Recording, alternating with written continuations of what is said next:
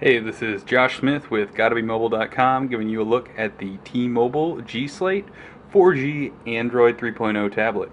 As you can see, I have 3D glasses on, which means you can use this tablet to shoot 3D video. Unfortunately, to watch it, you'll need a pair of these old-fashioned specs.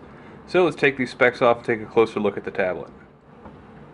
Here you can see the beautiful 8.9-inch HD display. We have a 720p resolution, a nice letterbox format so that it's really set up for watching movies or playing some different games, but unfortunately the movie element seems to be lacking. A little bit more on that later. Right now, as we look at the screen, you can get a sense for Android 3.0. This tablet is running 3.0, while 3.1 and 3.2 are starting to trickle onto other tablets. We haven't yet heard anything about it for the G Slate.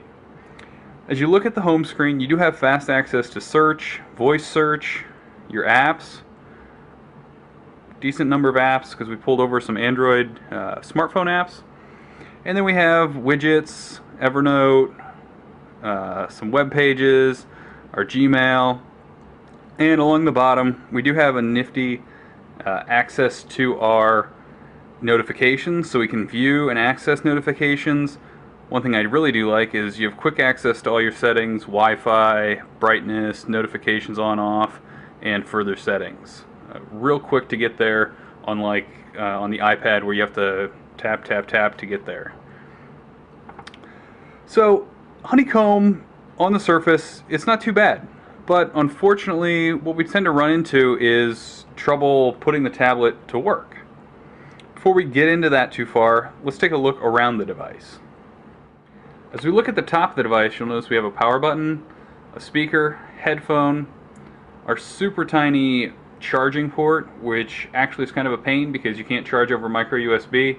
You need this proprietary charger, so don't leave that one at home. As we come across the bottom of the device, we have some contacts which allow us to use some docks or optional accessories, micro USB, which is good for transferring files but not charging, HDMI, or I should say a mini HDMI, which allows you to connect to a big screen for playback. And then on the other side we also have two speakers, which gives us a nice bit of sound because as you hold the device, no matter where you hold it, you're always going to have some speaker that's available. On the rear of the tablet, you'll see our dual cameras. With these cameras you can record in 3D, but unfortunately you need 3D glasses to be able to view them.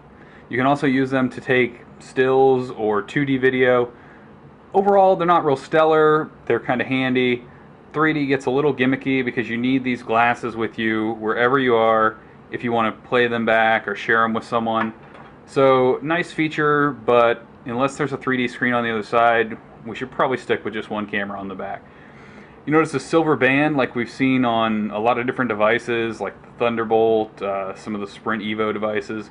We were really hoping you could flip this up, sit this down and watch some videos, but this is just for decoration. There's no actual kickstand there.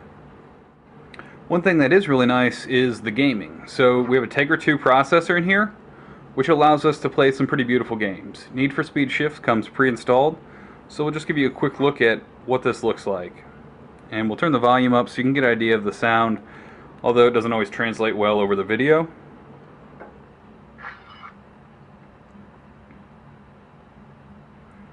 And so we'll steer with a left-right turn.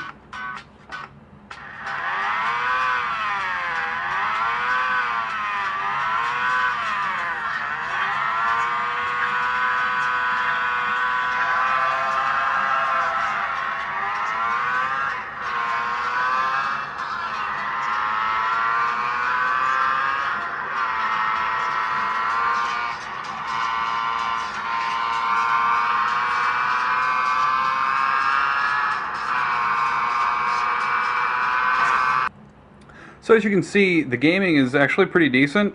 The only thing we ran into is that there's still somewhat of a lack of games that folds into the whole lack of apps on Honeycomb. So there's enough games where we felt confident in playing and we could have fun, find some games to have fun. So the one thing you notice is it is really good for gaming, but unfortunately there's a lack of really great games on the Honeycomb tablets. Getting better, but we still have the breadth of titles that you can find on the iPad or the iPad 2.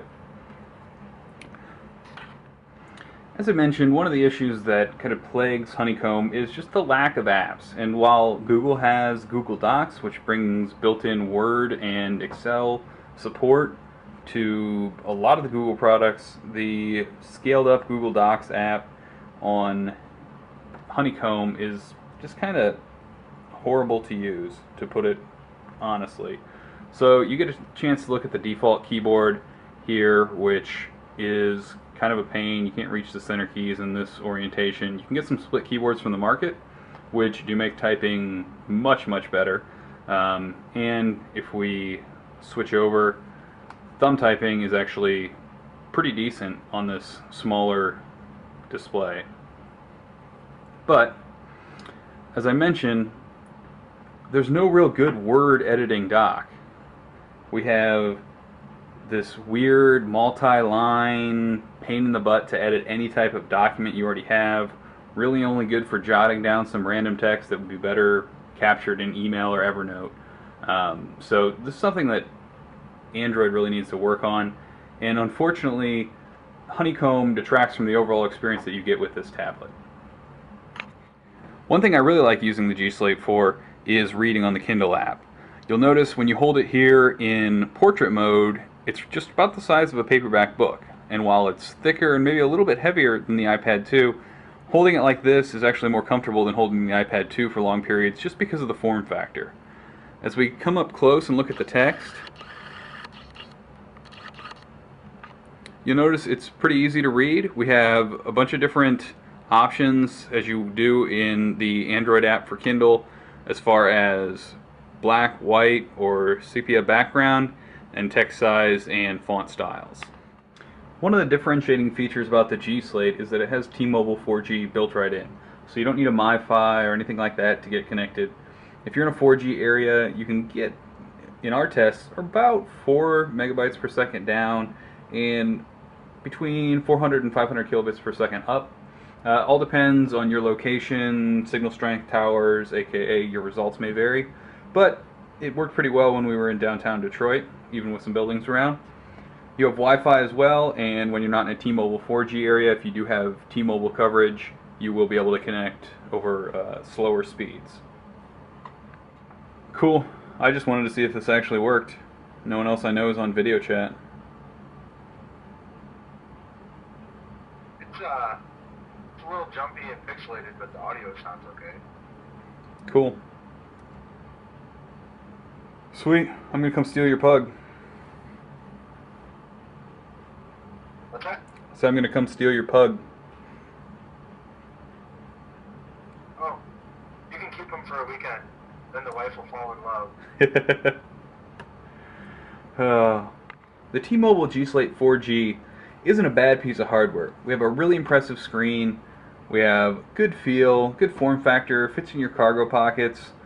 The only problem is Honeycomb just isn't where it needs to be to just get out of your way and let you do things. There's still no great place to get HD video files that will play back on here, you know, either through Netflix or any other legitimate means. They're just hard to find or complicated. We tried to download the Big Buck Bunny trailer in .mov to play back and just wouldn't happen. We ended up downloading the Mobo player, which you kind of see down here, which resulted in a pretty looking image, but lots of stuttering.